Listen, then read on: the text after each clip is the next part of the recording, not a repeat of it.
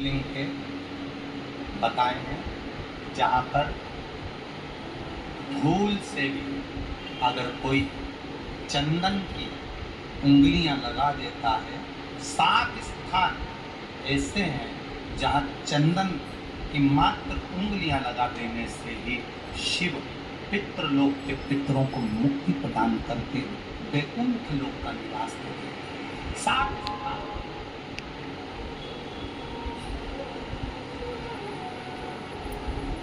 और वो 7 स्थान जो चंदन के बताए गए, पहला भगवान देवाधिदेव महादेव के शिवलिंग पर चंदन का लेप।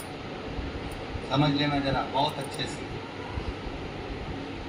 आपको लगता है स्वप्न में कोई मुर्दे दिख रहे हैं, या कोई जल रहा है, या कोई मर रहा है, या कोई चला गया है, ऐसा भय लगता है। बच्चों को मानी भेजूंगी ऐसा हो जाएगा, पति को मानी भेजूंगी ऐसा हो जाएगा, कोई हमारे तंग कोई गलत तो नहीं कर रहा है। आपको लगता है 7 स्थान चंदन के बताए। पहला शिवलिंग, दूसरा जहां गणेश जी का स्थान है, मालूम है ना सबको? जम के बोलो जरा, मालूम है ना सबको? जहां गणेश जी का स्थान है वहां अलग से गणेश जी बैठे, वहां नहीं। शिवलिंग में जलाधारी के ठीक सामने राइट में गणेश, लेफ्ट में कार्तिकेय, बीच में सुख सुंदर।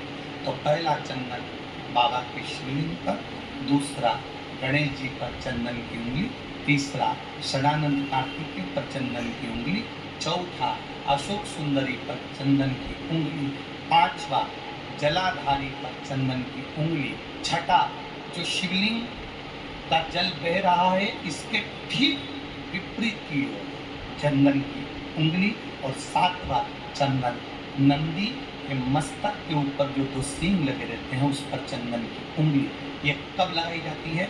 या तो अमावस्या के दिन। आपको लगता है कि हमारे पूर्वजों का उद्धार नहीं हुआ, हमारे पूर्वजों का कल्याण नहीं हुआ, कहीं अधोगति में कोई चला गया है, उसका बस एक बार, रोज नहीं जरूरत, प्रतिदिन जरूरत ही नहीं,